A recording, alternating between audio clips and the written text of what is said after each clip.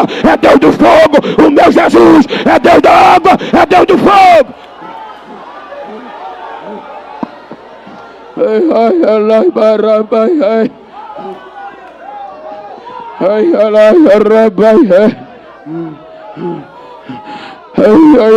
Se você ler Romanos capítulo 1, você vai encontrar Paulo dizendo: eu dou graças a Deus aos romanos pela vossa fé. O que vocês fazem é conhecido no mundo todo, a fé de vocês. Ou seja, vocês não desistem. O perseguidor agora diz: eu queria estar aí também para pregar este evangelho. No versículo 16 ele diz: mas Deus vai me dar a oportunidade de pregar este evangelho em Roma, porque eu não me envergonho do evangelho. É poder de Deus e salvação para todo o que crê. Fizeram de tudo para parar, mas não conseguiram. Quinto século da era cristã, arrancava um peito de mulheres crentes, mas não desistiam. Quebravam jovens no meio, mas não pararam a ação do Espírito Santo. Porque quando apertavam, ameaçavam e diziam: se vocês não desistirem, vão morrer. Eles diziam: vocês vão nos quebrar todinho, mas essa ação que está dentro de nós, vocês não vão conseguir tirar. Já está na alma, já está no sangue. A gente não vai desistir. Século 13. Estamos falando da ação do Novo Testamento. Tiraram a Bíblia de circulação. Os pobres, os leigos não podem ler, porque não lendo a Bíblia não conhece a verdade. Aí aparece Hans, um monge da região da Tchecoslováquia, a alemã Boêmia, e vai escrevendo Bíblia, manual.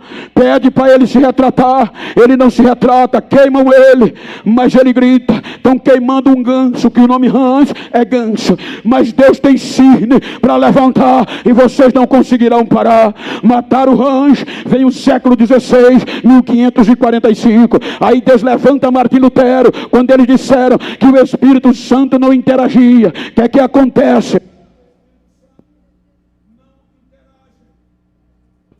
O Espírito Santo não interage entre o homem e Deus. O sangue não tem poder, não existe graça. É o fogo do purgatório que purifica mediante um pagamento. Aí Lutero escreve as suas teses com base na fé,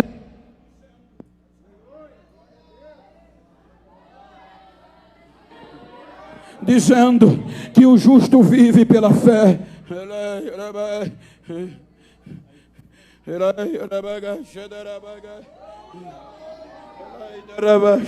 O justo vive pela fé.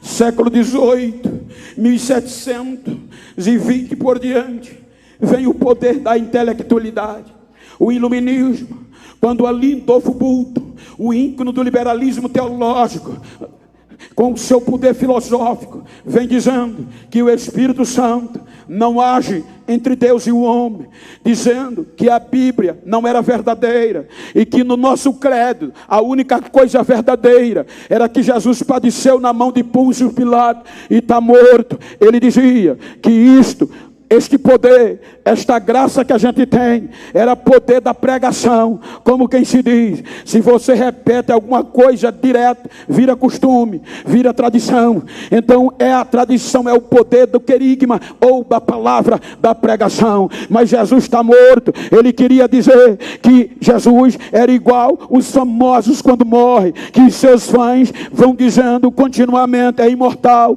ele está vivo. Ele estava dizendo que Jesus era a mesma coisa, ele não estava vivo, só que ele quebra a cara, que no século 20, 1904, o Espírito vem atuando de novo, porque a tese desse filósofo abafou o poder pentecostal pelo intelecto. Parecia que a igreja pentecostal ia sucumbir, mas veja que o tempo passa e ele vai perdendo, porque aparece um jovem de 13 anos que diz: pastor, lá no país de Gales, eu quero ser cheio do Espírito Santo para impactar a minha nação. O pastor disse: vai orar. Ele disse que orou 13 anos, com 26 anos, ele foi cheio da ação do Espírito Santo. A Europa conheceu o verdadeiro poder de Deus. A história diz que os cultos só tinha hora para começar, mas ninguém sabia a hora que ia terminar. Era gente batizada, era gente curada, as pessoas aceitavam Jesus. Ou seja, Lindolfo Bulto perdeu, porque ele dizia que era igual aos famosos, que Jesus não estava vivo, só que os famosos morreram e a lápide está lá, aqui jaz, eles não aparecem mais em público, mas o meu Jesus, eu entrei 3 vezes no túmulo e não tem placa, o guia diz, não tem nada, só tem o racho na montanha. Que é que houve? Quando ele ressuscitou, até as pedras tremeram e se racharam. Ele está vivo, ele está vivo.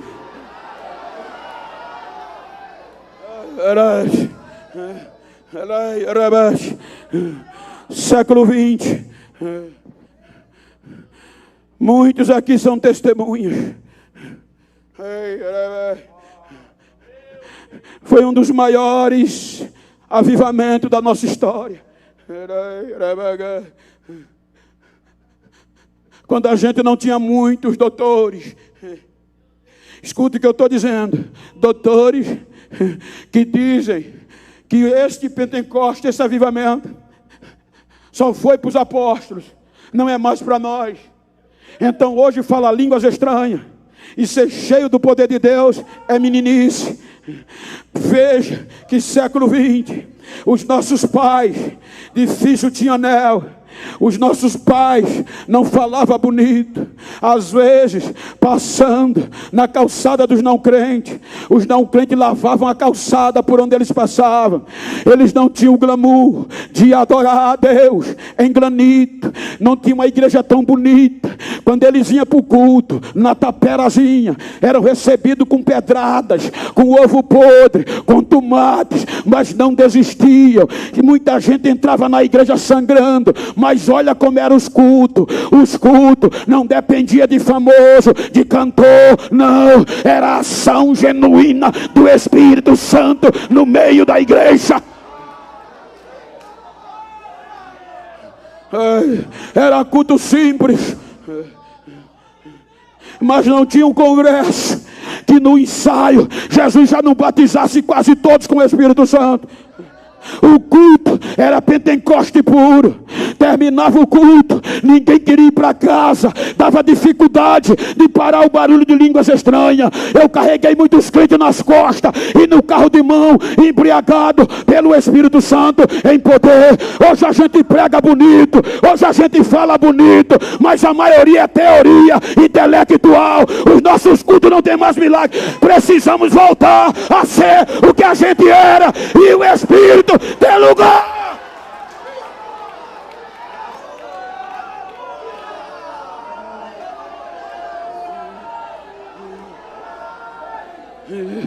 A coisa está tão feia que me dizem: Bento, tu é um dos únicos que ainda prega a Bíblia e fala línguas estranhas. Gente grande, para que está suando paletó? Tu já chegou no topo. Tu prega todo ano nas convenções. Os maiores congressos do Brasil tu é chamado. Tu viaja 2 vezes por mês para fora do país pregar convite. Precisa estar suando, mas não. A nova geração não nem com lenço anda mais. A nova geração só quer saber de coach, automotivação, quer saber de psicologia, mas poder não é perdido, não vai ter agenda. Se eu quisesse, até 2025 já estão querendo fazer agenda, porque ainda tem uma geração pentecostal. Cadê a geração que ainda é? Cadê a geração que ainda dá lugar? Cadê a geração que ainda fala? Deixa eu ouvir o barulho da língua estranha agora!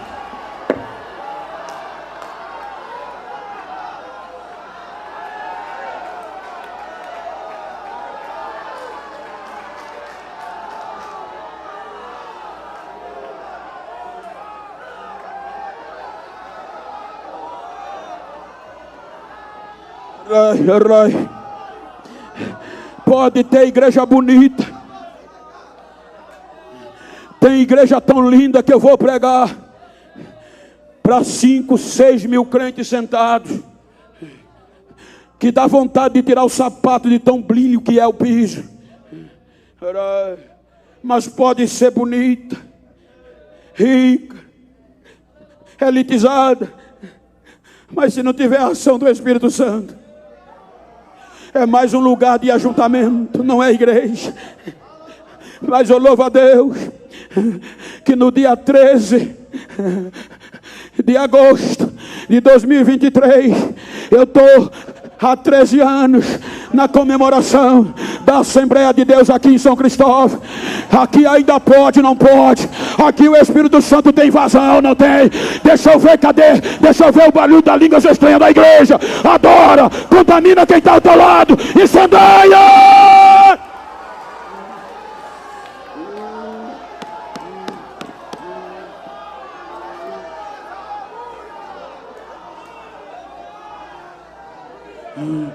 Diga para quem está ao seu lado, pregue comigo.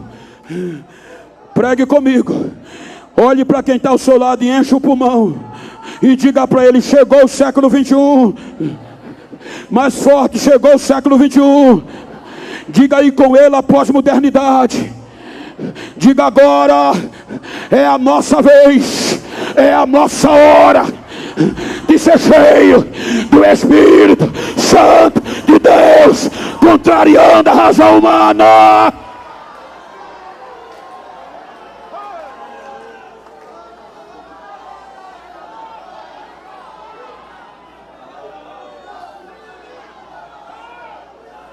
Olha, se não é o Espírito Santo. 2000 anos atrás, aproximadamente, são 21 séculos, gente. Pergunta para quem está ao teu lado, cadê o Império Romano? Diga, caiu. Diga, cadê o templo das tradições? Caiu. Diga, cadê os fariseus? Sumiram. Cadê os homens eloquentes? Sumiram. Pergunta a ele, e a igreja? E a igreja está de pé, está de pé, está de pé.